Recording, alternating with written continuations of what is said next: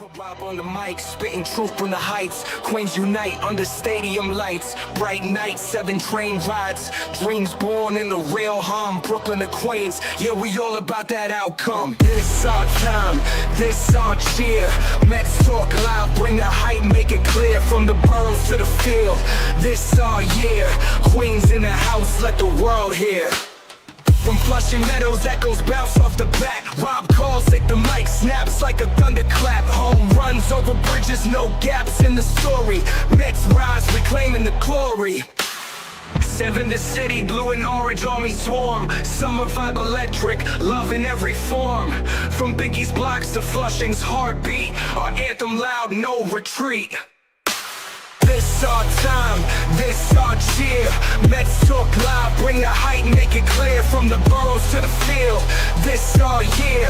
Queens in the house, let the world hear. The apple pops in the outfield, city of dreams. Rob's voice over static, Mets on every stream. White lines mapped out the future, vividly. From Shade to City, the journey's never gimmicky.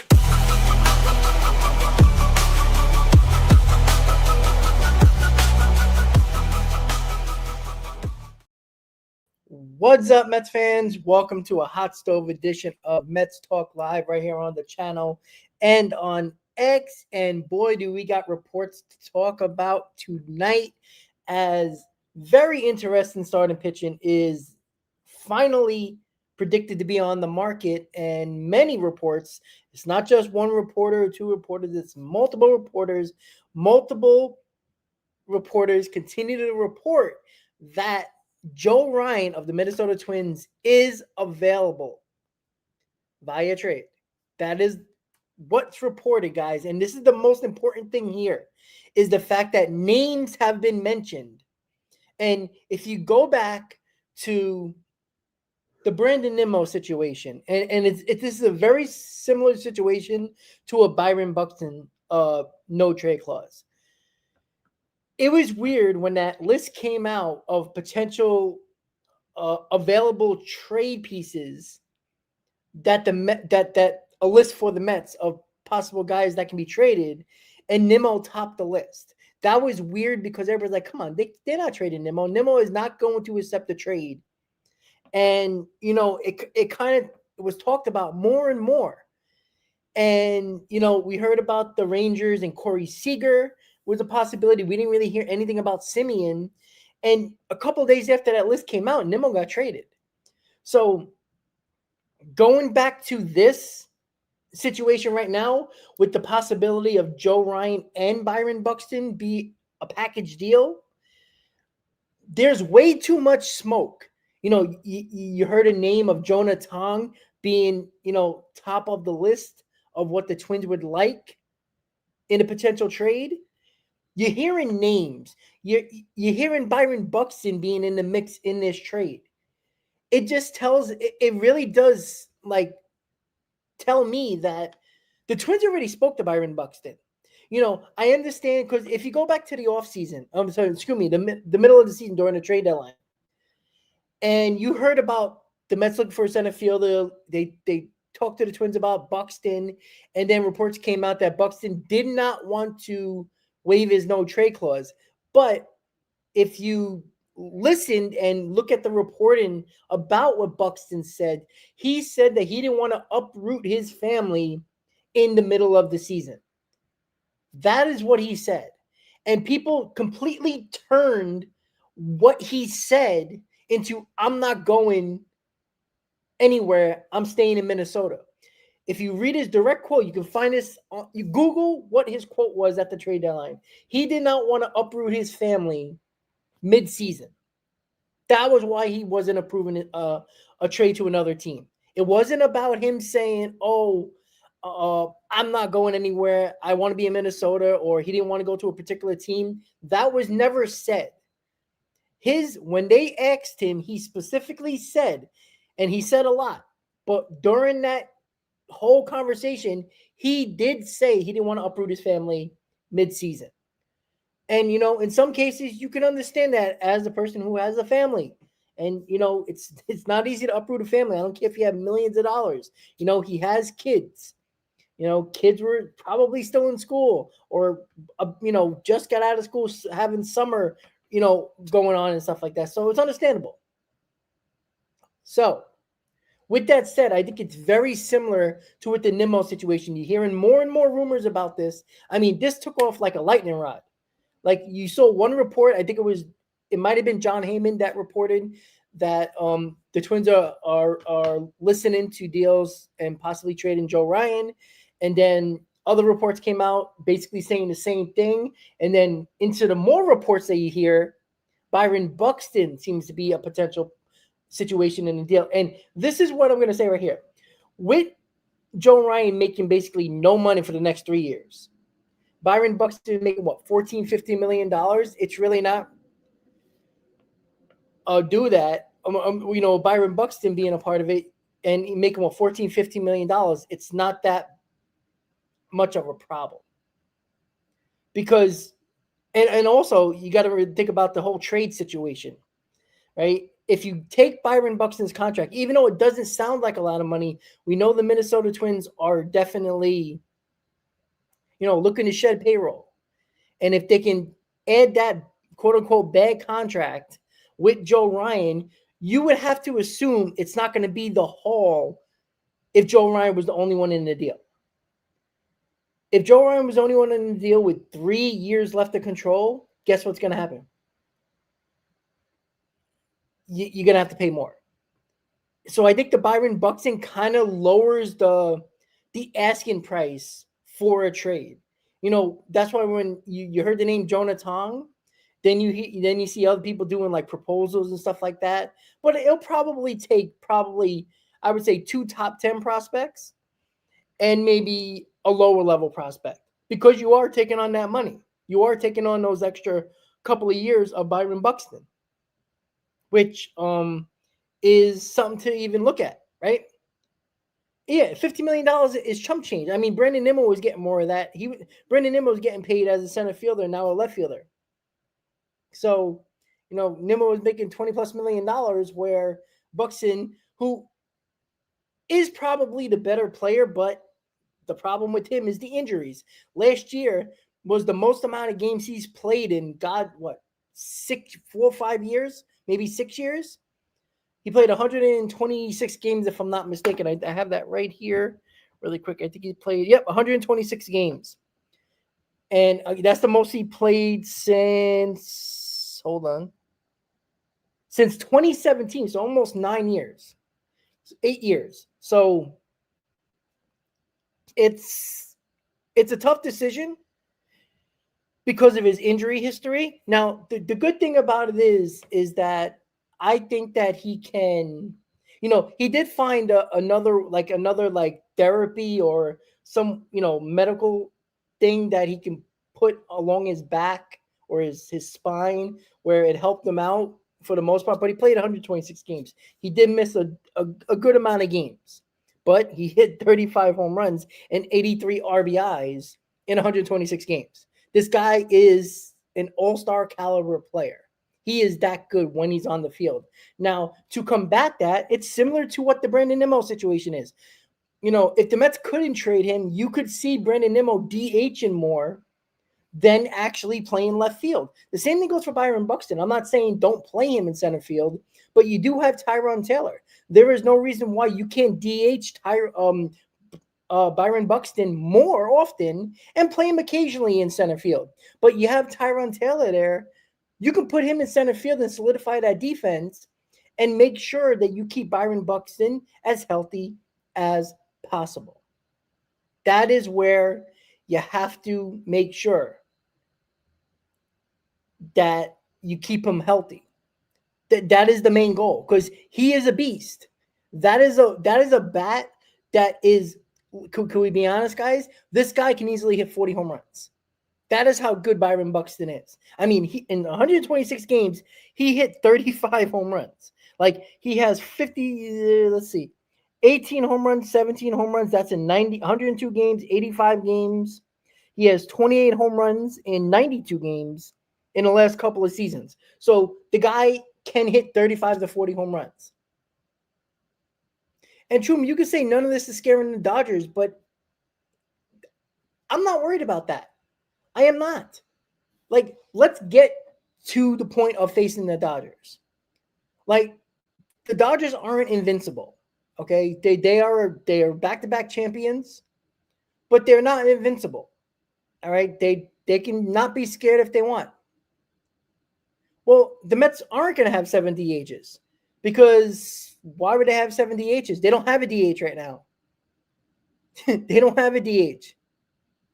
So, and look, the fact is that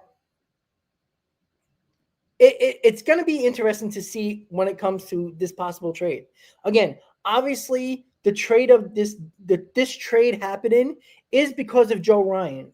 You know, we're overly concerned about Byron Buxton, but Joe Ryan is the prize. You know, Buxton is, you know, quote unquote, the throw-in in a contract situation, a bad contract that you would take on. You know, what would you rather do? Would you rather take Skubal and Baez's contract or Joe Ryan and Buxton's contract? Because that's probably what it's going to be. Like, it can't be more than that. It really can't. You know, that's all. It's either going to be that trade or it's going to be this trade. It's up to you to decide. Now, I'm in the area of saying I go the Skubal and Baez route only because Baez can play center field. You know, you link them back up with Lindor. And I think Baez, especially last year, kind of, you know, grew up, to be quite honest with you. You know, saying he went to Hinch and says that, hey, listen, you know I'm not the player that I was, you know, 5, 6, 7 years ago. He goes, but I'm going to do anything to help this team win. And they said, okay, great, get a glove and go play center field. And he did that, and he did it well. So it's just a matter of what are you willing to do. Now, Skubal's going to cost more. We all know that, even though he's a rental. But it's a matter of what do you want more? Do you want a guy in Joe Ryan who pitched to a 3.48 ERA this past season, and you know, an often injured Byron Buxton, who's a great player, but when he's on the field? So it is a lot to, you know, juggle right here. It's either Tariq Skubal, who is no doubt the best pitcher in baseball, and you have to take that Baez contract, which isn't a lot, but he's not the same player he was, you know, 6, 7 years ago. That's what you have to figure out. And this is why, you know, with Skubal, obviously you got to pay more prospect-wise. So that's something that you probably have to worry about. And also, you know, you also got to sign Skubal as well. So there's a lot of moving parts and there's a lot of issues with both of them, right? I don't think any of them is 100% like bulletproof. I think there's risk on both sides. There is a risk bringing back Javi Baez with Lindor. There is a risk of bringing Tariq Skubal as a rental and then losing him and getting stuck with Baez and losing out on Skubal the following year. So, and with Joe Ryan, you know, yeah, he probably will be the best pitcher on the Mets, at least, you know, if that trade happens at the current moment. But is he an ace? Now, he is better than everybody else on the Mets rotation, so you would say obviously. But he is a guy that still hasn't come completely to what people expected of him. So that's a risk there. And as I said, Byron Buxton is walking wounded. This guy doesn't stay healthy. He played the most games he's ever had this year in 126 games, and he hasn't done that since he played 140 in 2017. You know, it's nearly an 8-9 year gap. So that is very worrisome. If you want this guy to be a potential big bat in the lineup and play center field every day, it's probably not going to happen. So that is a huge risk. That is where you're going to have to probably use the DH more often than not. But here's the caveat to that. Can you sign Pete Alonso back and play him at first base every day? Because there is no mistake about it. David Stearns doesn't want Pete Alonso to play first base every day. He wants him to basically be a DH more often than not. So you can't have Byron Buxton and Pete Alonso on this team unless you're going to play Pete Alonso at first base every day, Now, some methods are going to say, well, why not? Well, okay. But your GM or your president of baseball ops has been talking about run prevention since his exit interview at the end of the season. And he's talked about that. Pete Alonso, when it comes to run prevention, isn't good. Look at the metrics when it comes to run prevention. Scooping baseballs isn't a very big part of the run prevention category. It's just not, right? Throwing 2 bases, catching balls and being more decisive of what you're going to do with the ball is a problem for Pete Alonso. So that is an issue, and it's going to take a lot of. It's going to be very interesting because does that take you out of Cody Bellinger? I still don't think it does. Because now the Mets with Simeon, and if they do get Buxton, you got 2 right-handed bats in here now. You probably need a lefty to put back in the lineup. Cody Bellinger fits that way. Only $14-15 million for Buxton. Joe Ryan basically making nothing. That leaves you very open to sign a guy like Cody Bellinger who can play first base and left field. And you allow DH to be open for Byron Buxton to do what you want. Bellinger plays center field, Tyrone Taylor plays left, whatever it might be. There's options there. When you sign Pete Alonso, there is no option. Like, he's going to have to play first base every day because you got to play Buxton very limited in center field. You probably have to play Tyrone Taylor in center field. So what does that do? That kind of blocks you from getting Cody Bellinger. It definitely takes you. You're not going to get Tucker. So what does that mean? Carson Bench is going to get the opportunity to play left field or center field? I mean, that's what you're looking at here. So let me ask you, if you trade for Joe Ryan and Byron Buxton, but you sign Cody Bellinger, not Pete Alonso, what is the better roster construction? Because way too many people only care about, what about this guy and how much, how are you going to, copy the production you get from Pete Alonso or this guy or that guy? Can we worry about roster construction before we worry about what this guy's going to do, compared to this guy? Because the roster construction was a complete shit show last year. I talked about it all season, and it was just a disaster. Mendoza had no idea what to do with that roster because the roster sucked. The roster was not put together correctly, and it was just terrible. When you have so many guys playing the same positions, it's hard to play all those guys. You were playing guys out of positions to have other people play. It was just stupid. You can't have that situation again. You can't have the situation of Pete Alonso and Byron Buxton on the same team and be like, okay, well, I got to protect Byron Buxton and his injuries, and I got to DH him. But you don't want Pete Alonso at first base because of the defensive discrepancies. That is what you have to do. Like, that's what you have to consider here. So it's interesting. And committee, what? That's the idea. And let me see if I can click these comments because there we go. Perfect. All right, now I can click comments. We're in good shape here. So yeah, one of these prospects has to be the truth. And you know what? I hope it's Carson Bench because he's the one guy the Mets clearly don't want to trade. I mean, Bench could be in a Scooble deal.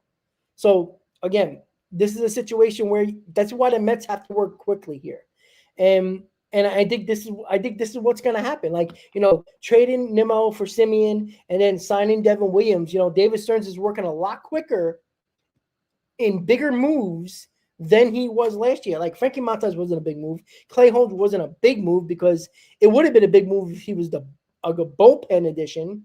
But he wasn't. He was considered a sign-in for the starting rotation. So it was a weird sign-in, but it was aggressive on the low end of the pitching spectrum.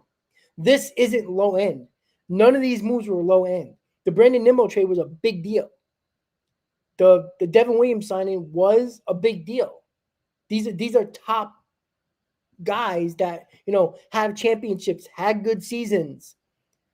These are guys that, was a top closer in baseball 2 years ago. And one of the best closers in baseball for the last 4. Except last year when he lost his closer role, but became a good setup guy. So it's a lot to, digest. It really is. And that is why you have to work quickly if you're David Stearns. You can't be playing this game of, waiting around and try to, manipulate the market and think that, just sign this guy and that guy or trade for this guy and sign this guy and put the team together. You got to make sure it works on a 162 game basis.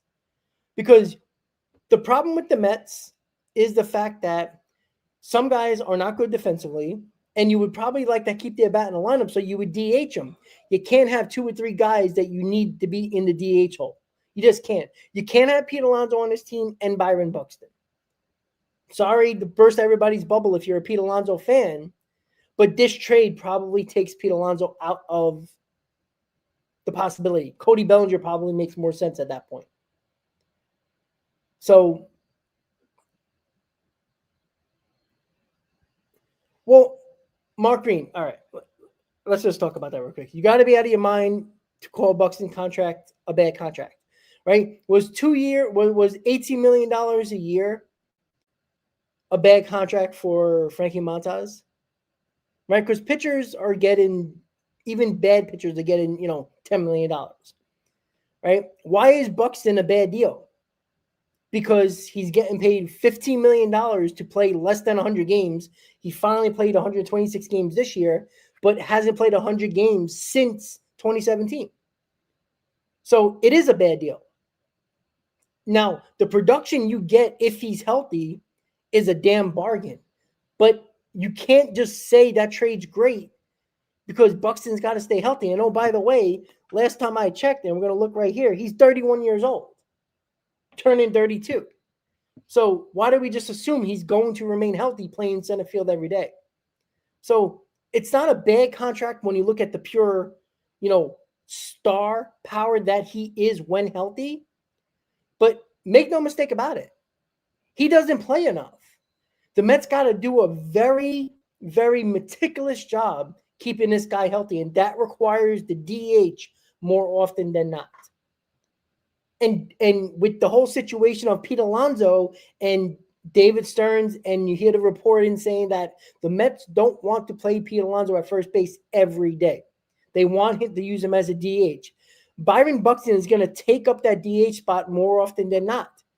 So that means you're playing Pete Alonso at first base. Now, if David Stearns goes back on his word and says, all right, whatever, let's get another big bat in here with Pete Alonso, then it is what it is. We just have to, figure out if Pete Alonso doesn't, screw up throws and, gets himself in bad situations on the field.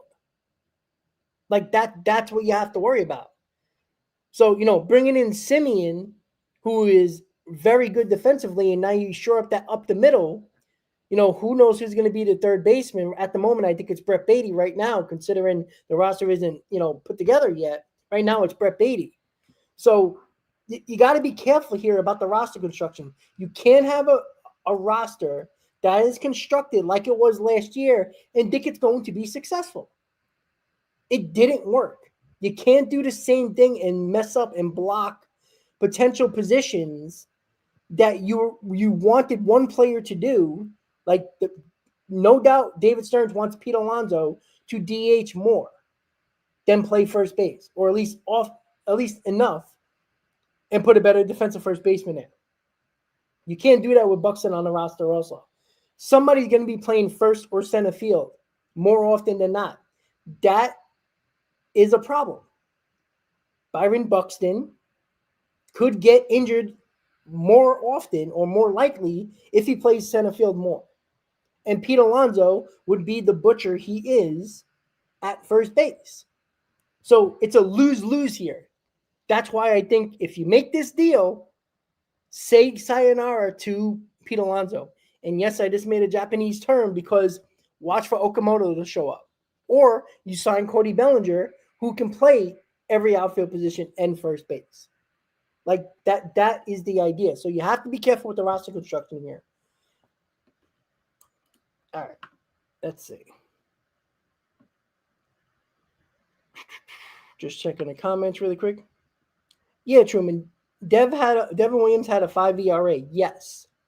But again, a lot of that bloated ERA was when he was the closer. Look at his numbers when he became the 6th, 7th, 8th inning, specifically the 7th and 8th inning guy. He performed better. In the second half, he performed better. We all know how the ERA works. If you have a decent amount of innings, which Devin Williams had as a closer, it's very hard with limited innings worked to change that ERA to a massive plus. It's hard to change a 5 ERA to a 2 ERA or 2.5 ERA when you're only pitching an inning a day or 4 or 5 innings a week. It is. Or maybe 1 or 2 batters or 1 batter a day. So, look, Devin Williams was a top closer 2 years ago. He performed better in the second half and found his way in the bridge to a Luke Weaver or at that end of the season, Bednar. He kind of fit in that role.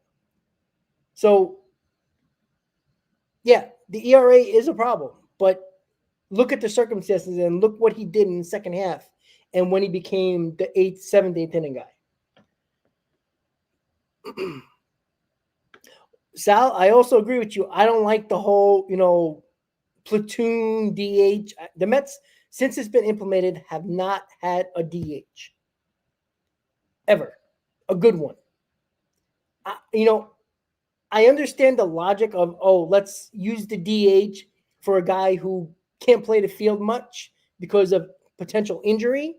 And that was the idea. This is the idea with Buxton and the same idea the Mets were having with Nimmo if they didn't trade him. But in this situation, it depends, right? If the Mets sign Kyle Schwarber and bring and trade for like a Joe Ryan, Byron Buxton, well, you kind of solve an issue there, right? Because now Schwarber will be a DH. You got a center fielder, but again, the Byron Buxton situation again clogs up the issue. That means Buxton is playing center field more, which is more of a risk of an injury. Kyle Schwarber isn't playing left field. He could play it once or twice in a pickle, but he's not an everyday outfielder. So that is something that you have to be concerned about.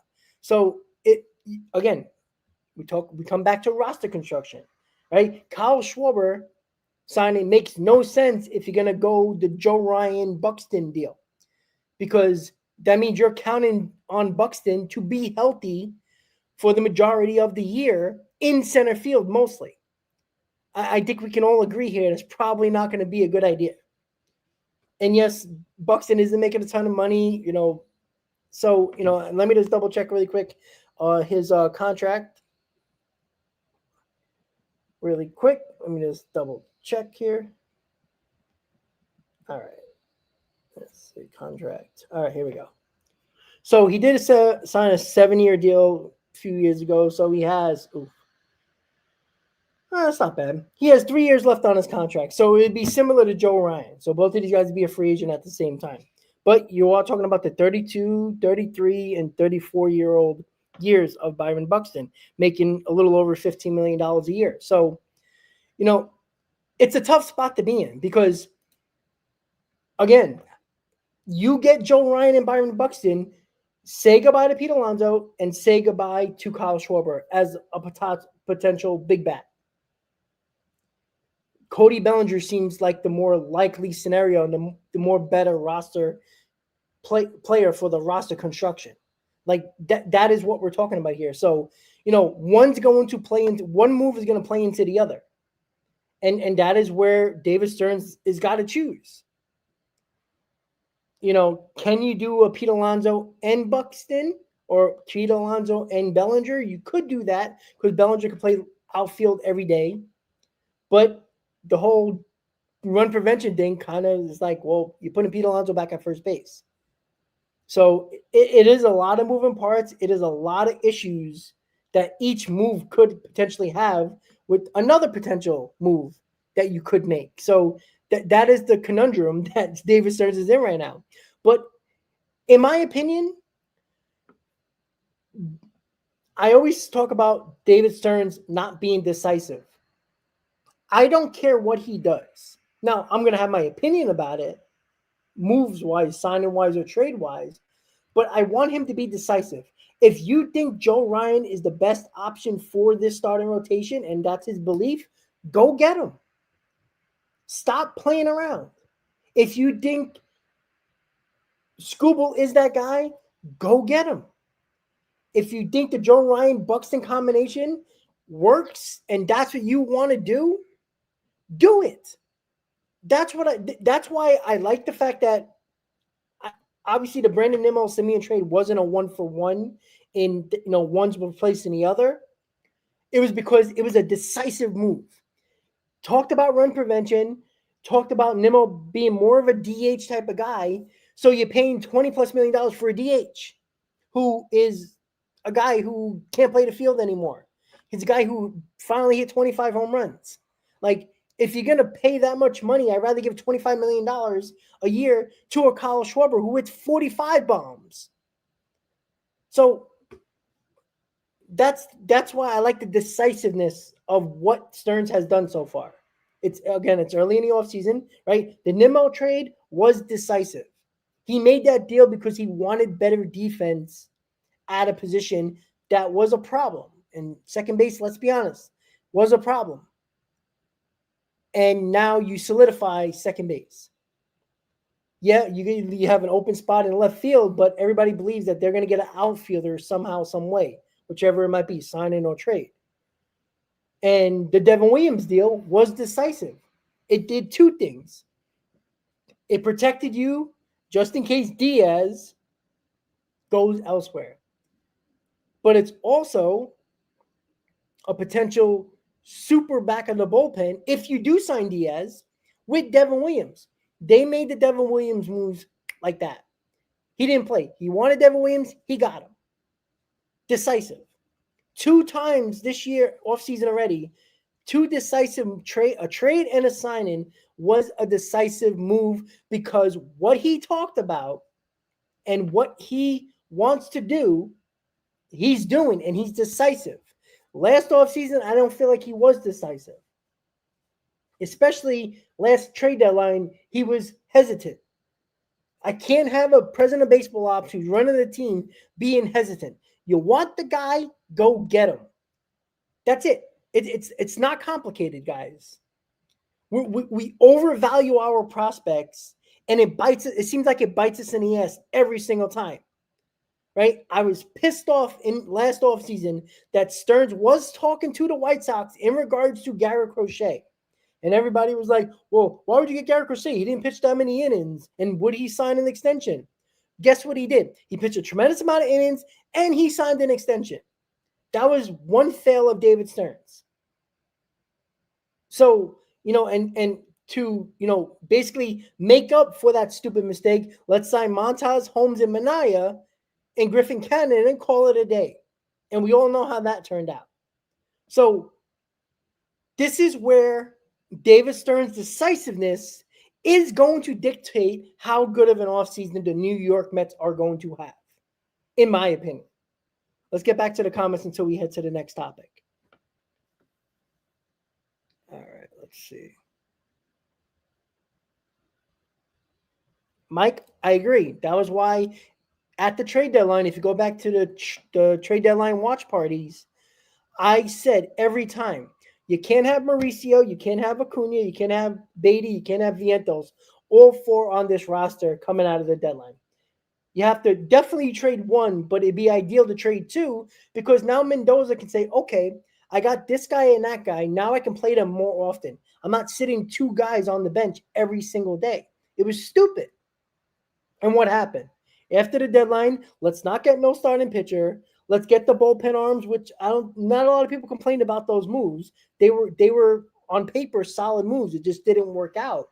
But what the Mets needed at the end of the day was even a solid to, somewhat reliable starting pitcher. And they also probably could have used, a bat. And they didn't really do any of that. So, they needed a center fielder. They decided to go get Cedric Mullins, which they should have got Luis Robert, who had a better second half. Not a great second half by any means, but he had a better second half. But he plays tremendous defense. He has a lot of speed, and that is something that you could have done.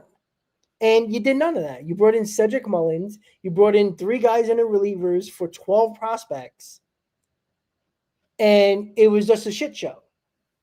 So This is why the roster construction is very important. Very important. All right. Let's see. And Aaron, yes, Byron Buxton did play center field last year. And I'm glad he stayed somewhat healthy. But he did miss, 36, 34 games last year?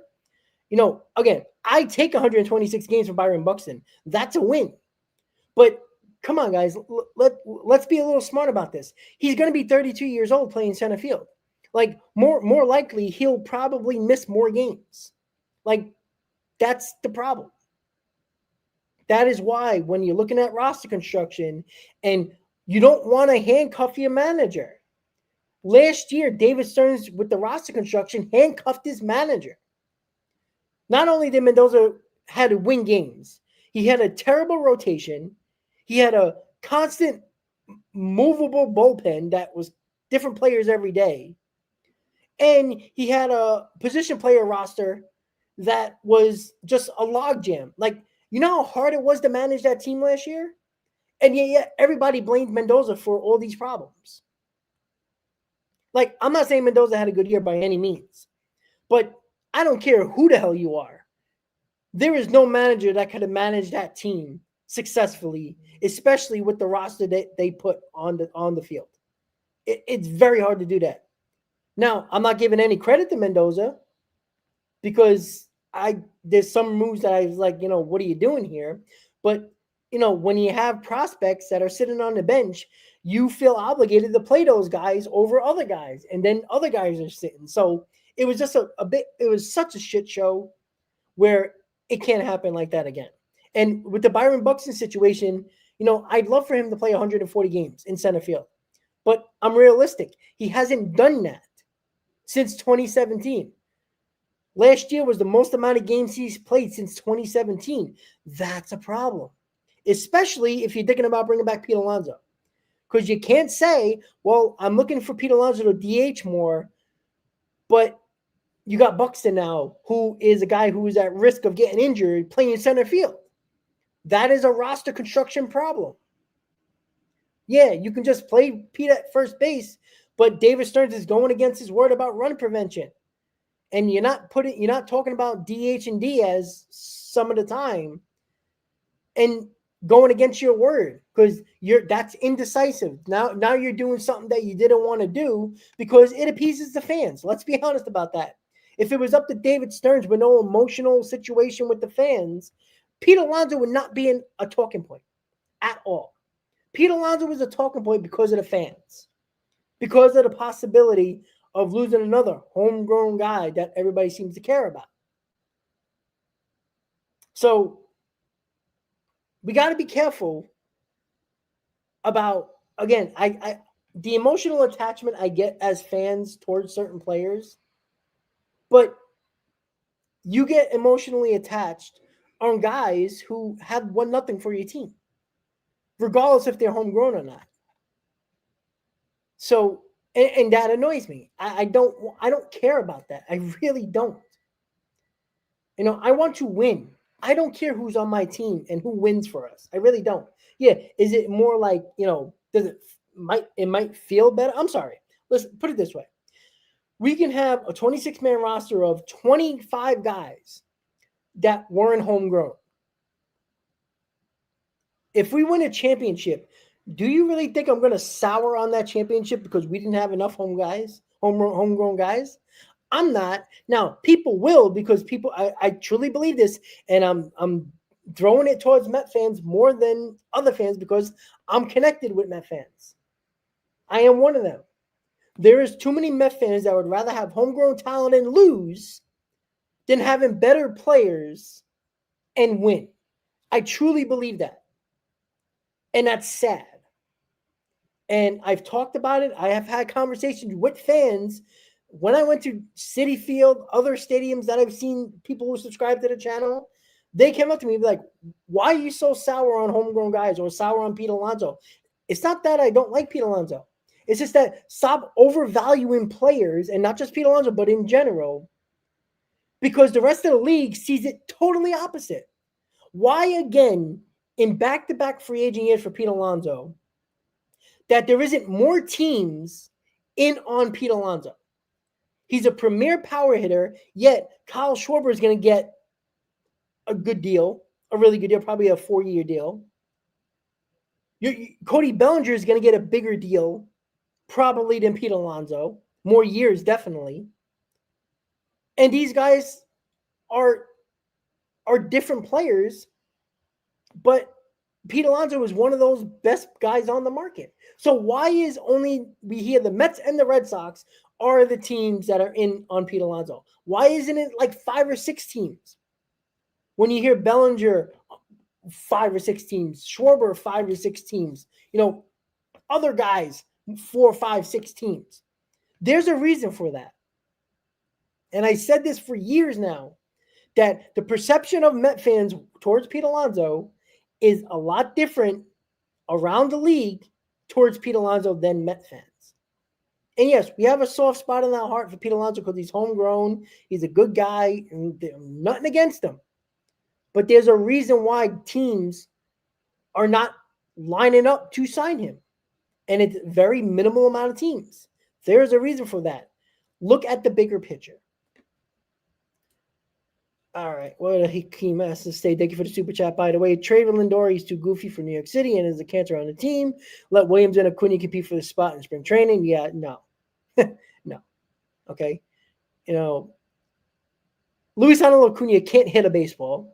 And don't talk to me about the winter, the winter league that he plays in, that he's hitting home runs. Those guys are has-beens, and most guys are not good, especially the pitchers.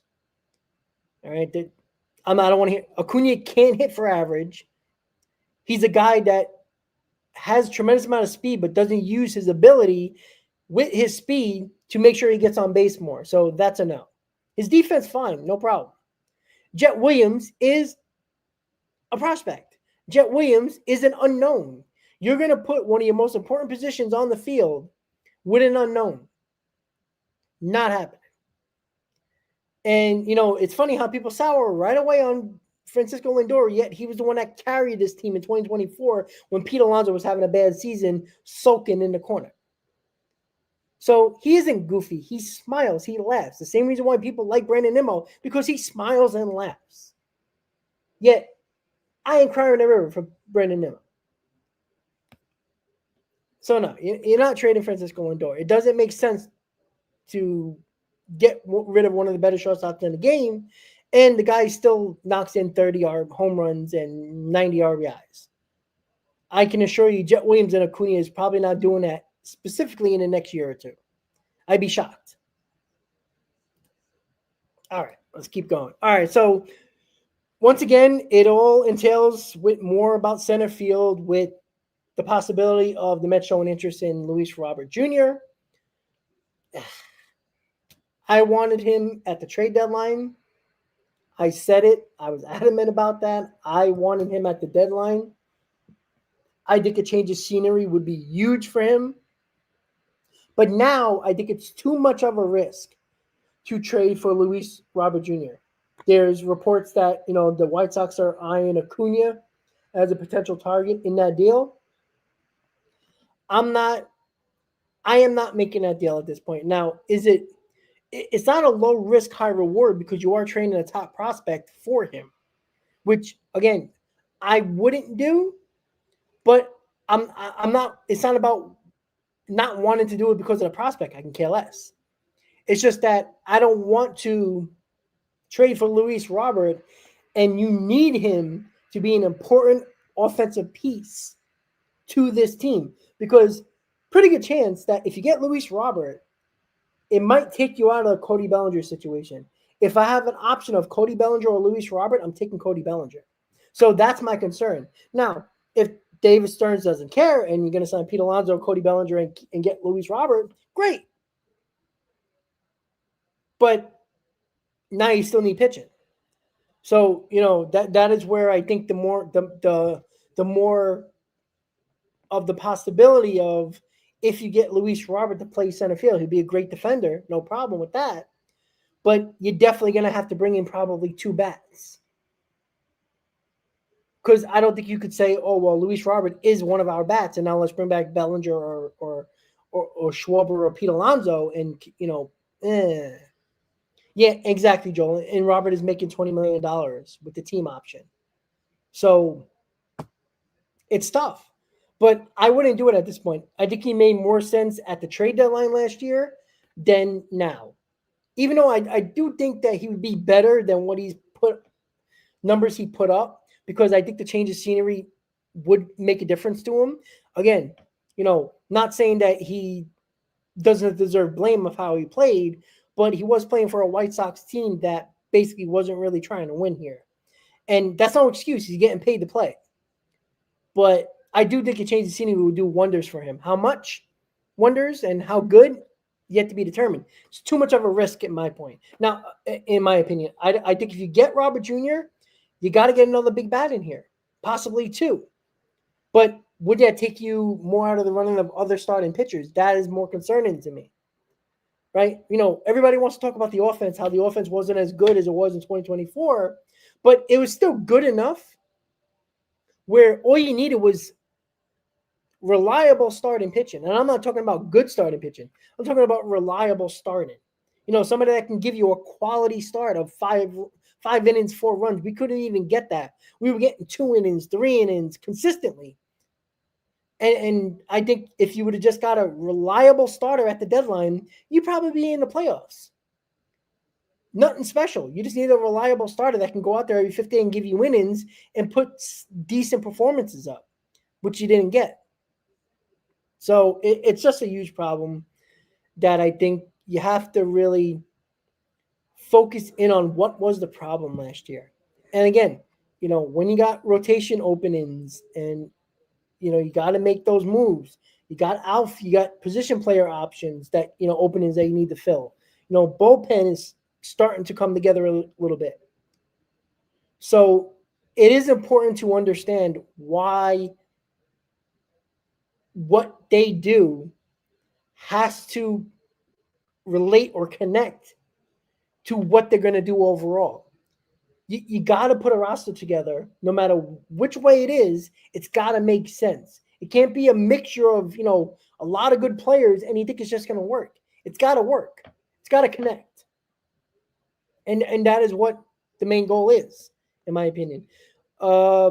Baseball mind, catcher, center field, and pitching. Catcher is your Francisco Alvarez. I'm not the biggest fan of Francisco Alvarez. I think he is a head case. And I still don't trust him. But I don't think the Mets are going to look for a catcher. It's going to be Francisco Alvarez. You got Luis Torrens, which is a very solid backup. So I think catcher is solidified right now. Yes, when it comes to center field, when it comes to second base, even though second base is you got second base already. That's out. Simeon's your second baseman. And pitching, of course, bullpen starter. So center field and starting pitching and bullpen. That is where you got to go right now when it comes to what needs to be done. Sorry, Mr. Classic. Yeah, I agree, and I think the Mets are in it on Tatsuya Imai. I think they are. I think they're going to be one of the favorites to try to land him. So if you get Imai, now it does make more sense to probably sign a Valdez instead of trading for a Joe Ryan or a Skubal, even though I still do either one. But I think Imai is going to be a good pitcher. You see the confidence. You hear the confidence when he talks about, I want to beat the Dodgers, and he's not afraid of coming on the East Coast. This is a guy I think is very confident. Now, I mean, he can end up being a complete disaster, but I'm willing to take that risk. I think this guy is confident. I don't think he's afraid of the lights, the big moments. I think he is the type of guy that goes out there and takes care of business. And I like that type of guy. Now, it doesn't mean he's going to pitch well, but I like that mentality where he's not afraid of the Dodgers. He is not afraid to come to the East Coast, the Northeast, and be in a big spotlight. I love that. Get him. Get him. And again, I still think, I said this from the beginning, and me and Chris talked about it many times on a hot stove. We've talked about this. We both believe the Mets are going to get 2 top-line starters. If that is a Joe Ryan, if that's a Skubal, if that's a Peralta, if that's a Valdez. I think you're going to see whatever mixture of top starters, and I'm not just talking about aces, I'm talking about top 1 or 2 starters. I do think the New York Mets are going to get 2 of those guys. It makes too much sense to get 2 of those guys because you can really work with making sure, because again, we're all excited about Nolan McLean, right? Nolan McLean was the guy that everybody wanted to see earlier in the year when the Mets were in June, when they were falling apart pitching-wise. Nolan McLean should have been up here early, but they were worried about his innings and not being rookie status and losing a year of control, blah, blah, blah, and all that nonsense. The non-winning mentality, which I think David Sturridge ran last year, running this team. You got to get to it. And what it does, you got to get 2 starting pitchers, top line starters, 1 or 2s. Because what it does, it protects Nolan McLean. Because, could we be honest here, guys? We all are excited about Nolan McLean, but we have no idea what he's going to be. Let's stop acting like he's a Cy Young guy and he's a great pitcher, because we've seen very little of him. All right? What did he do? 10 starts last year? This is where teams are going to start having a book on him at the major league level. They're going to adjust to him. To remain in the big leagues and to become a starter that we hope Nolan McLean is going to be, he's got to adjust to what they adjust to what he throws. And that's when you will see if Nolan McLean takes that next level. Because we can't expect that to be guaranteed. That is where I get annoyed at people, especially Met fans, that already claim Nolan McLean as this ace. Don't play that game, because if you're talking like that, then you know what? Don't get any of these top line starters. Live in that bed that you made. This is a guy that's still learning. I think he's going to be good, but until he does it, don't tell me he is what we don't know yet. That is the problem. Get reliable, get proven talent in this rotation. And if McLean becomes a star, great. You got the proven guys with the up-and-comer. Perfect. A great combination that everybody seems to want, except for the Mets. Get it done. 2 top-line starters, 1 or 2 type pitchers, and throw Nolan McLean. Nolan McLean shouldn't be a number 2 starter right now. He should be a number 3 who is developing into a top starter. You got to have protection. You cannot roll with Nolan McLean as your number 2 because it's a dangerous game to play. Because if he takes a step back, you as a rotation are fucked. You are in a bad spot, and it's a dangerous game to play. You cannot be looking at a starting pitcher at the deadline. This needs to be solidified in the offseason. What you want to have going into a trade deadline is either looking for a bat or looking for bullpen arms. You shouldn't be looking for this, that, and that. You shouldn't need a starter, a top-line starter. You shouldn't need a bullpen arm and a bat, because you're not going to get all that. Let's not fool ourselves here. You want to limit the amount you need at the deadline. That is why the offseason for the New York Mets is so important when it comes to this offseason and what they got to do. Solidify this rotation so there's less question marks in this rotation. Now, barring injury, because injuries happen and that you can't predict. But if you get 2 top starters in here with Nolan McLean, and you can finagle David Peterson or, Clay Holmes or whoever whatever. You want to know that as long as there are no injuries, your starting rotation is not an opening or a hole that you need to fill at the deadline. Try to limit your trade deadline to 1 or 2 things. It's easier to get 2 things at the deadline than 3 or 4. That is where the New York Mets got to do what they need to do, solidify parts of this roster. Now, if you want to go 2 big bats and bring back Edwin Diaz to solidify a bullpen in your lineup, and you're just going to get one top starter to pair with Nolan McLean, okay, I'm not going to be against that at all. I think that's still a fine offseason. But what it does, it makes you probably have a hole at the deadline, again, barring injuries, to get a starter at the deadline. You want to limit your options or needs when it comes to the deadline. You don't need to try to get 3 or 4 things at the deadline because there's a pretty good chance you're not going to do that. So that's where we are with that. And Kev, exactly when it comes to Tong needs a third pitch. We said that for a while, and he does have a third pitch. It's just not developed yet. And, he's got a nice fastball, but the fastball means nothing if none of your breaking pitches are developed enough. Because major league hitters are going to spit on that and wait for your fastball. You could throw 110. If they're looking for a fastball, they will hit it.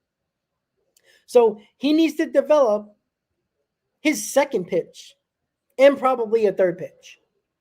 He's a guy that's relying on probably using that fastball for strikeouts for the most part and to surprise hitters. But you can't do that if your curveball or your slider isn't developed yet. So, yeah, that is why I'm willing to trade Jonah Tong. Not because I don't think he'll be a successful pitcher.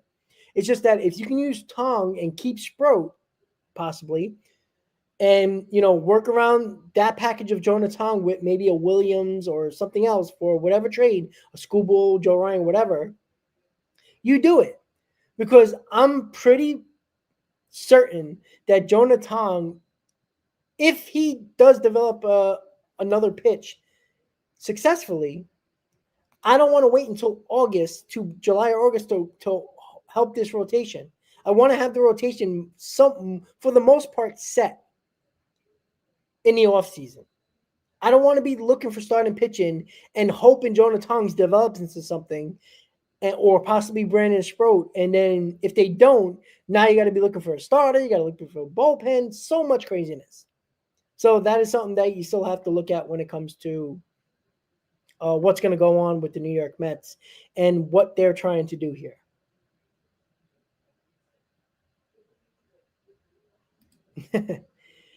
Well, again, Diaz is meeting with the Dodgers tonight. That's fine. It's whatever. I don't think that Diaz is signing on the dotted line.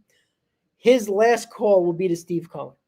And I know people are saying, and reports are saying, that David Stearns doesn't want to go to a 5th year.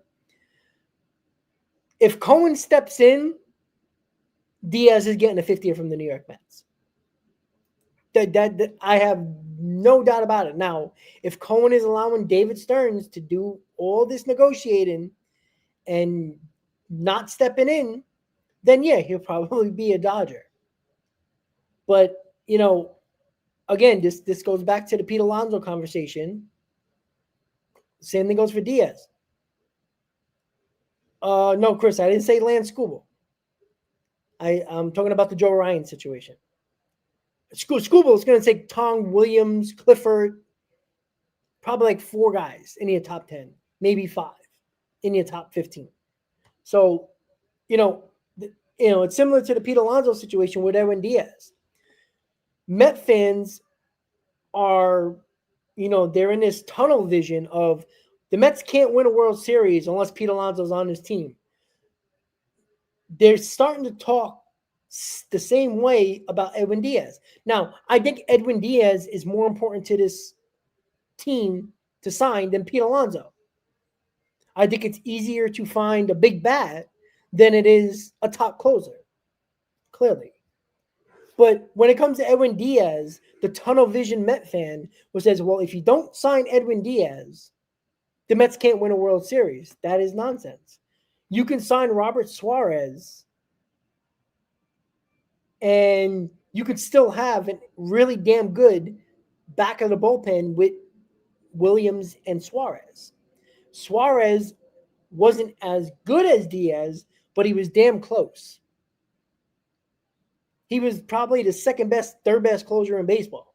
So you're bringing in Devin Williams as a setup man with Robert Suarez. You can do a lot worse. You can win with that. But, of course, I would rather have Edwin Diaz here. So, again, Met fans got to get out of that tunnel vision of, oh my God, Pete Alonso's gone. How are the Mets going to win? Which is nonsense. And the same thing goes for Edwin Diaz. Even though, again, I still believe Edwin Diaz is more important than Pete Alonso, because you see what happens when you get the pitching you need, because it gets the job done. Like we seen it, and my camera just went out, and I apologize for that. Just give me a couple of minutes. I'm gonna still talk. I think you guys can still hear me, but I'm just gonna go to my laptop camera, which sucks, but it is what it is. We'll deal with it at the moment, and we'll get it done. Let's see. Can I get it? Give me a second, guys. Sorry about that. My cat knocked out my my camera wire. That's funny. That's all right. Is what it is, guys. Just give me 1 second. So I'll just keep talking until my camera starts back up again, because he pulled out the wire. Yeah, it's the cartoon Rob. Yes, it is. So when my camera comes back, I'll put it back on, but you guys can hear me. So that's the important part. Who the hell wants to see my big face, right? So, but yeah, and I think my camera's back. Yep, there we go. All right, there we go, guys. See? Yeah, he was actually just running around a little bit playing with his toy, and he just kind of walked into the wire, and he just grabbed it and had to get it. Sorry about that. So yeah, so exactly what I was saying, guys. Like the tunnel vision of Met fans, and again, this is for all fan bases, right? Every fan base has this tunnel vision of certain players. If you don't have this player, you're not going to win, and it's nonsense. You can win in many different ways. I think we've seen that over the last couple of years as the Rangers are winning. A couple of years, a few years ago with the Braves, and the you see the Blue Jays make the World Series. The Dodgers winning back-to-back years. The Dodgers, 2 years ago, it was all about their offense, beating up people, bludgeoning them with their offense. This year, it was their pitching. All their pitching got healthy right before the playoffs, and their pitching dominated. Like, their starting pitching was so good that their terrible bullpen wasn't even a reality. They didn't even have to worry about that. That their bad bullpen that was terrible all season, they didn't have to worry about that, because they used guys in their rotation with all their luxury starting pitching that they had, and all their logjam of starting pitching of good pitchers. They used in the bullpen. Their starting pitcher was so good that they didn't have to use that terrible bullpen mostly at all. They had to use it at times, but they didn't use it in as much as everybody else. So, and David, I agree with you. Diaz is better than Suarez, but don't act like Suarez is a scrub. Diaz was probably the second or third best closer in baseball.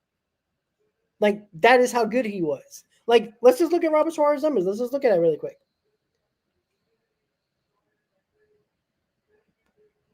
All right, here we go. All righty. He had a 2.97 ERA this year. Oh my God, he's terrible, right? That's how we're going to look at it, right? All right. 2.97 ERA. He had 40 saves, 69 innings. He was damn good, right? His let's go good numbers. Whip of under a 1. 75 strikeouts, which is more than a strikeout an inning. 16 walks, 6 home runs in 69 innings. Like, great numbers. Like, it's really good numbers. Like, you can do a lot worse than Robert Suarez. Like, if the backup to not sign in Edwin Diaz for whatever reason, and they get Robert Suarez, I'm sorry, you're not going to suffer. You're not. Robert Suarez is one of the top closers in baseball, and you're pairing him with another guy who is a top closer 2 years ago, who is now a setup man. You could do a lot worse. Chris, well, it could happen. It definitely could happen with that. Yeah, exactly. It's a great point. They got Scott, they got Kirby Yates, and they were both like Scott was healthy for the most part, but he sucked, and Kirby Yates was hurt all year. So like those are the two best guys in the offseason. So you got to be careful like that.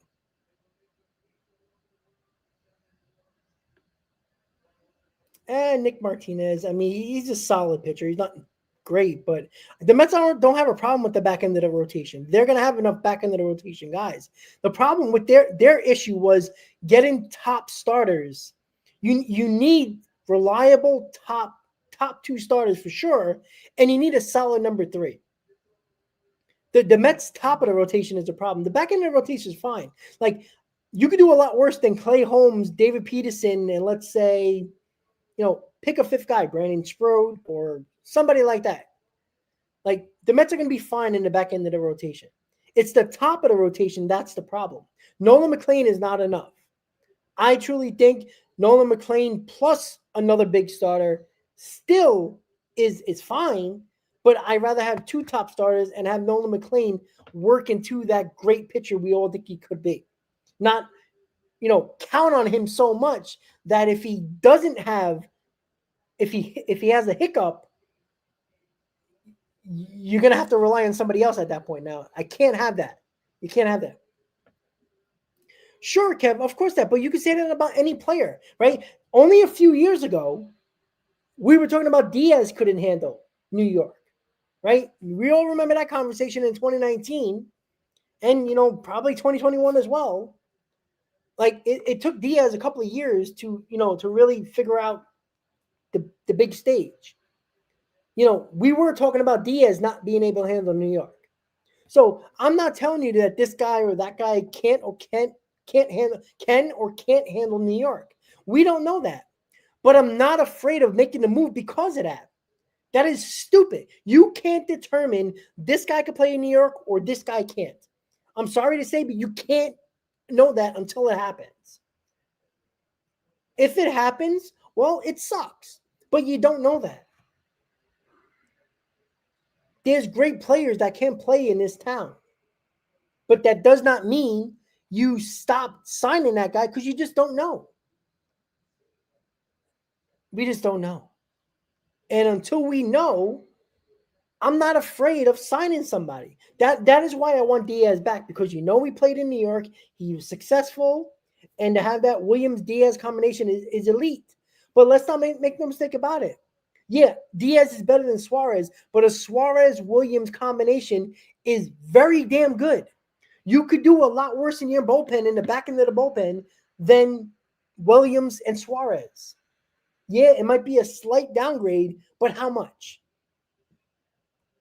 So am I going to be mad Diaz will leave? Sure. But I'm not going to cry saying, oh my God, we can't win without Diaz. Another situation with the tunnel vision of Met fans thinking that you can't win without Diaz and you can't win without Pete Alonso. It is the stupidest conversation that people have. Do I want Diaz? Yeah, absolutely. But stop making like one guy is going to make or break a team. And not going to, like, we all forget. If it wasn't for Vientos, Lindor, and Iglesias in 2024, we wouldn't have gone nowhere. And, of course, Sean Manaea and Luis Severino. Right? Where was Pete Alonso in that conversation? Where was Nimmo, being cold for 3 months? You can win without guys that you think is like God to these teams. They're not. They're not. So if you're going to say on this channel, in the chat, that, oh, we can't win without Pete Alonso or we can't win without Edwin Diaz, you're nuts. Like, we all know how baseball works. Look, would I want Diaz to be in this closer role? Absolutely. But you can do a lot worse with a guy who had 40 saves last year in Robert Suarez and who was on a team that was damn good. So let's make sure we understand that before we die. And David, I agree with you. 2024 was a lucky year. I completely agree with that. Completely agree with that. But you know what? Even with that successful year, Edwin Diaz wasn't as good as in 2024 than he was last year. And how did last year Edwin Diaz help us? Didn't we win 83 games? Didn't we miss the playoffs? How in a year that Diaz was less productive in 2024, the Mets went to Game 6 of the NLCS. But last year, Diaz was basically untouchable. And the Mets won 83 games and missed the playoffs. So tell me again how the Mets can't make the playoffs without Edwin Diaz. The Mets made the playoffs with a bad down year from Pete Alonso in 2024. Pete Alonso had a great year this year, and we missed the playoffs and won 83 games. So don't tell me you can't make the playoffs, or you can make the playoffs without Pete Alonso or Edwin Diaz. You can. So stop that logic and stop that nonsense of saying that you can't make the playoffs without those guys. You can. 2024, luck or not, they made the playoffs without a dominant year from Pete Alonso and a subpar year. I mean, Diaz was good, but he wasn't electric like he was in 2025. We can do that. We can. So the world is not ending because Diaz might not be on this team or Pete Alonso might not be on this team. Stop with this tunnel vision. Oh my God, we can't win without these guys. It's stupid conversation. It's a stupid argument because it's not true. All right. So Framber Valdez. Obviously, this ties into what are the Mets going to do. Like, I don't think trading for a top starter is stopping the Mets from signing a Framber Valdez. If the Mets sign or trade for Joe Ryan, Framber Valdez is still on the table. You know, for months, we've heard reports and nobody backtracked on these reports. You know, you talk about Heyman, Sherman, Passan, Martino, everybody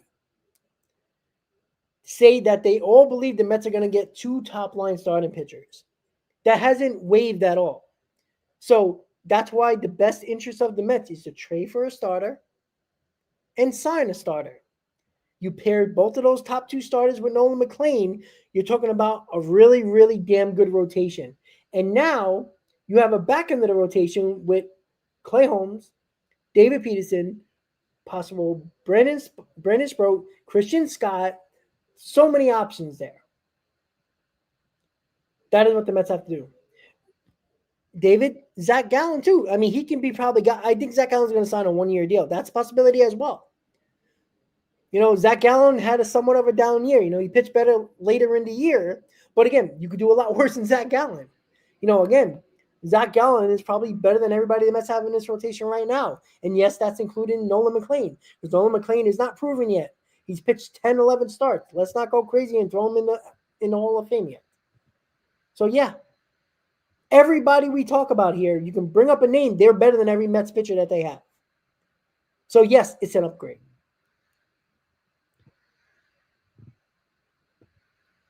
All right. Let's see. All right. So, Framber Valdez, I think, is a strong possibility. You know, that was the rumor that came out, a week and a half ago, not just about Hector Gomez, but John Heyman wrote in an article. Again, he wrote a lot in that article, but he wrote in the article very briefly that, you know, the Mets are one of the favorites to land Framber Valdez. And then you heard the Hector Gomez, 6 years, $200 million, blah, blah, blah. No, David, it's not about being sold on Nolan McLean, but stop acting like this guy is a proven talent. He's not. 10 starts, I can wipe my ass with. All right? I'm sorry to say that, but it's true. That means I'm not saying Nolan McLean is not going to be a very damn good to top-line starter. But don't make an off-season decision saying, oh, well, McLean's going to be that guy, and we're only going to pair him with like a Valdez or a Skubal. Because if Nolan McLean takes a step back, guess what's going to happen? Now you're in trouble. You can't rely on Nolan McLean and one other top starter. And if Nolan McLean takes a step back, you're very much in trouble because now you got to rely on Clay Holmes more or David Peterson more or a Brandon Sproat or a Christian Scott or somebody else in the back end of the rotation. It doesn't make sense. I agree with you, David. He does have the makeup. But makeup, you can put on a pig and make it look pretty. Performance does. 10 starts doesn't get me excited. I see the potential, but Don't we say this all the time about prospects? We always see potential.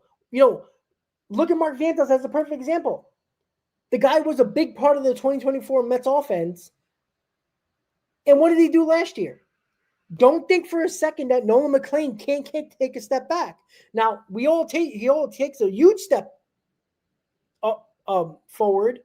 That's what we all hope for. But we don't win games on hope. Can we please understand that?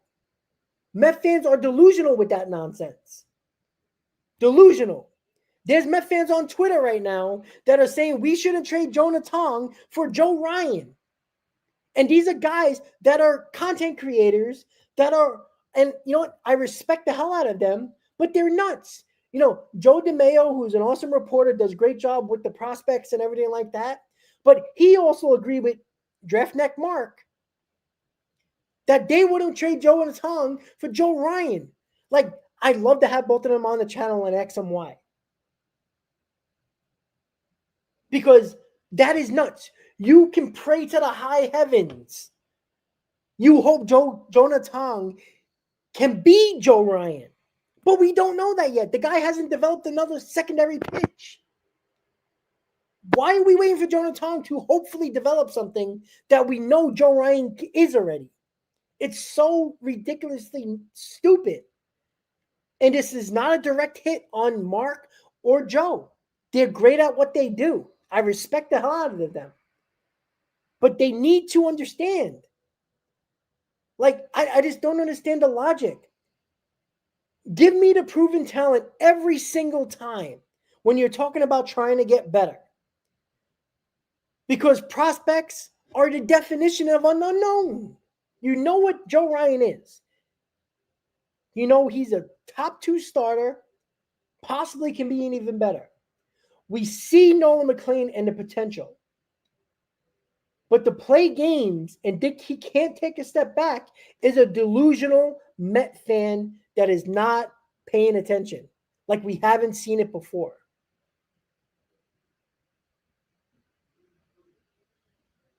And PJ, you might say Rob's wrong. What am I wrong about? Saying that Nolan McLean is unproven on 10 starts? Come on. I mean, that's stupidity.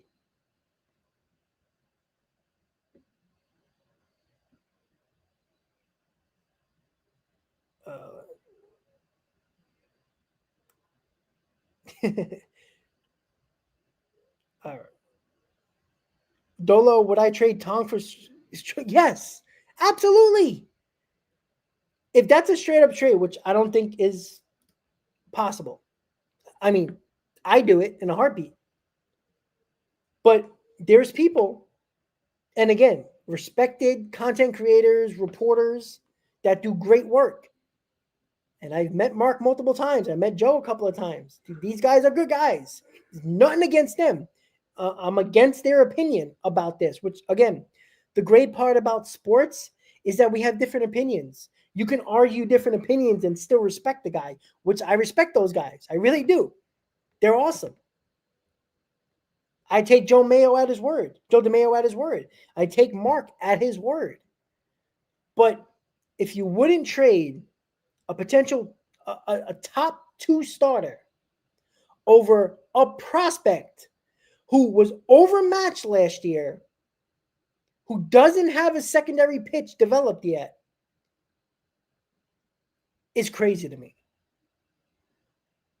I would drive Jonah Tong to Minneapolis, Minnesota, right at Target Field, right in the front door. Front door service. You're nuts. Because we all hope that Jonah Tong would be close to Joe Ryan. That is the hope. But again, find me a winning team that relies on hope and wins. I would love to keep all these guys. But realistically, you got to start getting proven talent in here. Or make a decision on these guys. That is the biggest frustration with a lot of these prospects. Make a decision. Jonah Tong was overmatched last year. Brought up way too early. Do I think Jonah Tong can be a good pitcher? Absolutely. But can and hope doesn't mean proven. Joe Ryan is proven to be a top starter. Why are we afraid of giving up prospects? The guy's going from Minnesota, for Christ's sake. If he becomes a great pitcher, well, you know what? In 5-6 years, sign him. How about that? Like, it's just amazing to me sometimes. Like, is there an ulterior motive that I'm not aware of with some Met fans? Because, again, I truly believe there's some Met fans that would rather lose and complain than win and be happy. Unfortunately. And not those guys. I'm just saying in general. We should not gamble on Ryan. Why? You want to gamble on Nolan McLean with 10 starts? Joe Ryan's not a gamble. He's proven. PJ, it's not about being negative. You know when you speak facts, it sounds negative. But what is there to be positive about the New York Mets, guys? Can anybody explain that to me? Did we have to win a World Series in the last 39 years that I missed? No. Did we have a terrible, embarrassing season last year? Did we go into 2024 in a quote-unquote transitional year, having a surprise NLCS appearance with a lot of luck? Or did we win and I just missed a lot of it? Stop trying to spin positive with this team where was the positive? Starting pitching, trash. Bullpen, trash. Half the lineup, garbage. Like, why are we being positive about a roster that is continuing to lose? Again, Met fans, do you want to win? If you want to have positive talk all day, every day, because it makes you feel better, it doesn't tell the real story. You want fake news, you want positive attitude about a team that won 83 games with so much potential and being one of the top teams to win a World Series last year, to win 83 games and missed out on the playoffs to the Cincinnati Reds, then I don't know what you want. You want me to lie to you and give you all this positive content? Where's the positivity? Where is the positive on these teams? There's way too many holes on this team to be positive until it gets filled. Like, I don't understand that. I'm not going to lie to you guys.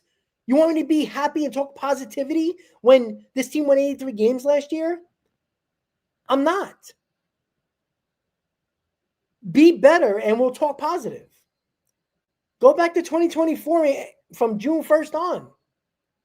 There was a lot of positive talk because they were winning. Losing shouldn't drive positive talk because you're just lying to yourself. And if you want people to lie to you, then find it on the channel. I'm not going to give you bullshit.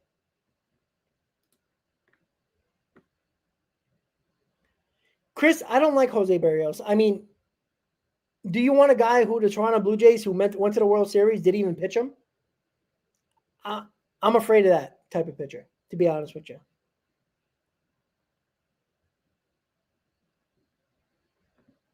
All right, Jody, the only sugarcoating I want to see.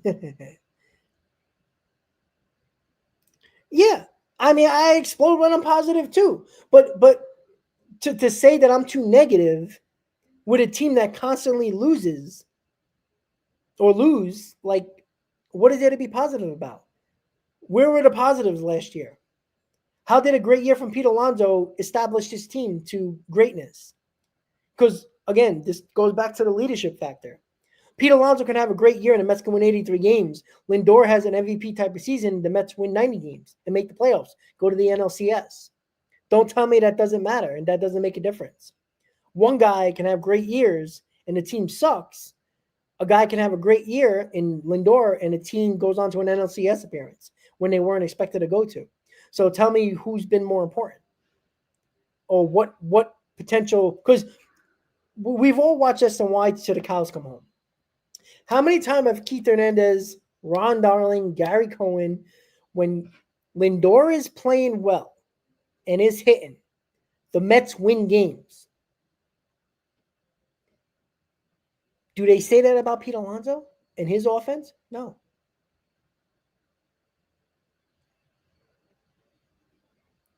Well, PJ, I agree with you, but again, we're in December 4th. The Mets have traded Brandon Nimmo, brought back Marcus Semien, and traded for a reliever in Devin Williams. Now, I think it's a good start, but until the roster is complete this offseason, what is there to be positive about in a guy in David Stearns I don't trust?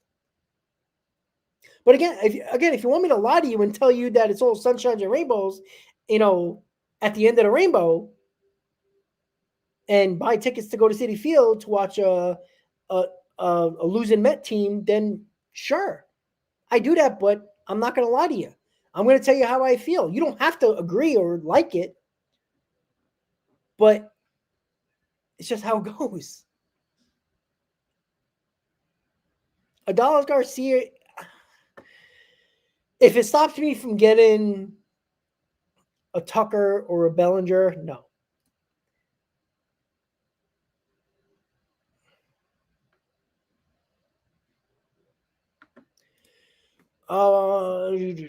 Tong, Vientos, Luisana, Lacuna. Would I be mad? Yeah. Because what does Acuna do to help this team? Vientos turned into a bust, and Tong is not developed. And you're sending them to Minnesota, who always finds a way to lose. So yeah, I would. Because what nobody can tell me that Tong, Vientos, and Acuna as a package on this team would help this team more than Joe Ryan. By the way, 2 out of the 3 in Vientos and Acuna were basically with this team all year. How did that work out for us? And Jonah Tong came up later in the year. And also, how did that work out for us? Now, I'm not blaming Tong. He just wasn't ready yet. It's okay. It's not his fault. It was the Mets for putting them in that position. But yeah, I'd be upset. I do think that Tong, Vientos, Acuna, and a Williams could probably get you somebody better. Like you might have to add, Clifford in there as well to get Skubal, and that will make you more happier. But yeah, I would be upset. Oh yeah, easy. I talked about this earlier in the stream about Pete Alonso, right? Once again, he had a great year this year, and me, Mr. Negative, who don't like Pete Alonso, I give credit where credit's due. Pete Alonso had an awesome year, a great year. In the season of Pete Alonso, if this was another player that plays first base and had the numbers that Pete Alonso has, more teams would be after him. Why are we only here, the Red Sox and the Mets? Like, think about that. Like, deep dive into that a little bit. I'm going to tell you why. Because people don't see Pete Alonso as a difference maker on their team. Right? A great season for Pete Alonso helped the Mets to 83 wins. A great season from Lindor and MVP votes got the Mets to 90 wins, a playoff appearance, and Game 6 of the NLCS. Like, think about what. That's why when you go and talk about numbers, it's not all just about that. Why does Lindor numbers put more wins on the board for the Mets than Pete Alonso's great year last year? It's interesting to talk about, but we'll talk about that at a later date. All right, let's see. Before we get into the last 2 topics,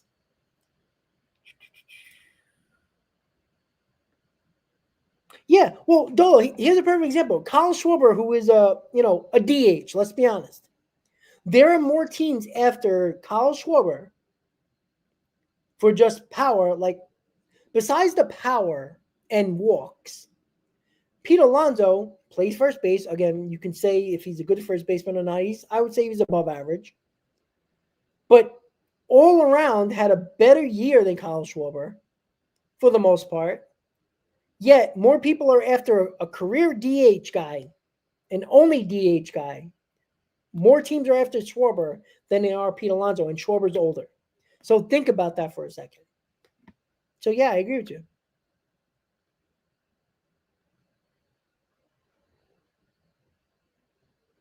No, Kev, I understand there might be other teams talking, but you know what? The Mets are talking to everybody. That means they're going to get everybody? No. But the more serious teams right now that we keep on hearing are the Red Sox and the Mets. We heard a little rumblings about the Reds, but that kind of cooled off. Now, again, there's always a surprise team, but for a guy who had a great season, who can hit 40-plus home runs, plays a position, there are so many teams that could use that type of power and that production, yet it seems like there's basically less than a handful of teams going after him. It's crazy. It doesn't make sense. That's why you got to have that conversation of why. And we'll probably never know. But we do know teams don't believe Pete Alonso can be a tremendous difference to their team. Like, it's a fact. Like, I'm not lying to you. This is not my opinion. It's just what the league is showing you. All right. I do like Joe Ryan, but Edwin Cabrera is really good, but I don't know if the Marlins are trading him. Hunter Green isn't reliable. He's often hurt. He doesn't pitch enough. Joe Ryan does. So, Hunter Green has electric stuff. He is probably the best pitcher out of all those guys you mentioned. But Hunter Green also isn't reliable enough. He's often hurt. Look at his starts. The big risk in Hunter Green isn't the stuff. It is, who cares about the stuff if he's not on the mound? Hunter Green isn't reliable. And I know, David, you probably didn't look at the games he pitched. He missed a lot of games. So you got to be wary of that too. All right, so let's go to the next topic, and that is, does the Williams deal impact the Diaz pursuit? I don't think it does. I think it's a smart move in any sense where you solidify, you have a backup. You sign Devin Williams just in case Diaz signs elsewhere. I don't think it hinders the Mets from doing what they want to do, because if they don't get Diaz, I think they're going to sign Suarez. So that's where I don't think it impacts it at all. I just think the Mets don't want to give a fifth year to Diaz. That is their own logic, mentality of the situation. I don't think Devin Williams signing here or not means they would, if Devin Williams wasn't here, the Mets still probably wouldn't want to give Diaz a fifth year. So I think it's more about the year than about Devin Williams. Fairbanks already signed. He's the Detroit Tiger. Rogers would be nice too. If you bring in Rogers in here, now you got Minter and Rogers as your lefties. That is, like I said, if you can bring in Diaz and Rogers, I mean, you got one of the best bullpens in baseball, on paper, of course, right? You got Minter, you got Raley, you got Devin Williams. You bring in Diaz and Tyler Rogers, I mean, that's a damn good bullpen right there.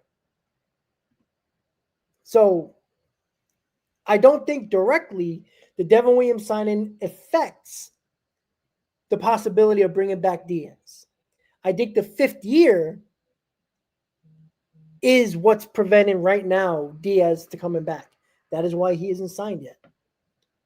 Do I think the Mets, again, it depends if Steve Cohen steps in.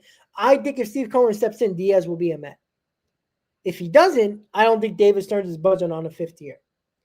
Now, I don't agree with that. I just give the fifth year, and we'll deal with that fifth year if Diaz is not the same in that fifth year. But I think he can still be a top closer in baseball for at least the next 3 years.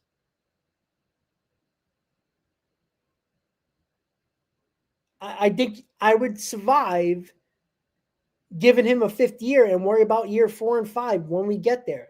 But I'm not going to concern myself that Diaz is not going to be a top closer the next 3 years. Because, yeah, would I like to get Diaz on a 4-year deal? Absolutely. But sometimes it's not realistic. And I don't think you can lose Diaz to the Dodgers. I think it's stupid. But we will see. But as a topic of conversation, the Williams deal does not affect bringing back Edwin Diaz. The 5th year that has been a stickler that's been reported between the two is the bigger problem. All right, guys. So in a few days, starting off the weekend or Monday mostly, we got the winter meetings. We'll see if any other moves happen, free agent signings, trades for the Mets to add to their roster before the winter meetings. If not, we're going to have a tremendous amount of coverage. In the winter meetings, we're going to have winter meetings watch parties. We're going to have hot stoves. We're going to have Mets Talk Lives. It's going to be a lot of live shows over the next 5, 6, 7 days. The next week is going to be insane how much live streams we're going to do.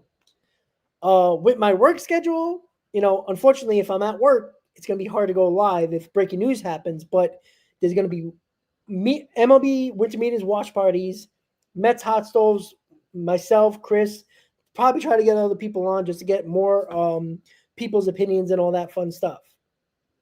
But as I said on the last hot stove, one of my predictions is that either Jeff McNeil or Kodai Senga is going to be traded or off this team by the winter meetings. Now, we're a few days away from there, so I might be wrong. But I do feel that McNeil or Senga are going to be gone fairly recently, at least one of them, possibly two. And another prediction is that I do think the Mets are either going to trade for a starting pitcher or sign one. And I'll give you a few names. I do think Joe Ryan is very seriously a possibility. And I do think Framber Valdez to go on a free agent side is another possibility.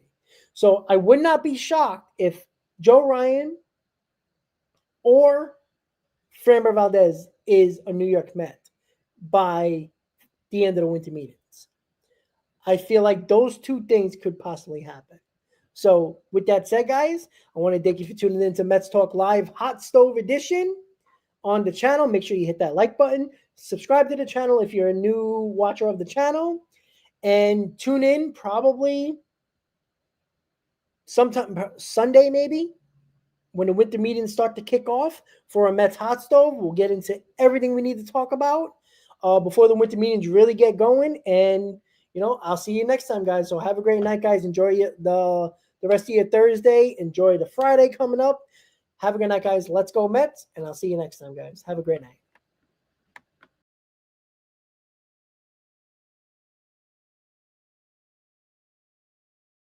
Rob on the mic, spitting truth from the heights. Queens unite under stadium lights. Bright nights, 7 train rides. Dreams born in the real hum. Brooklyn to Queens, yeah, we all about that outcome. This our time, this our cheer. Mets Talk Live, bring the hype, make it clear. From the boroughs to the field, this our year. Queens in the house, let the world hear.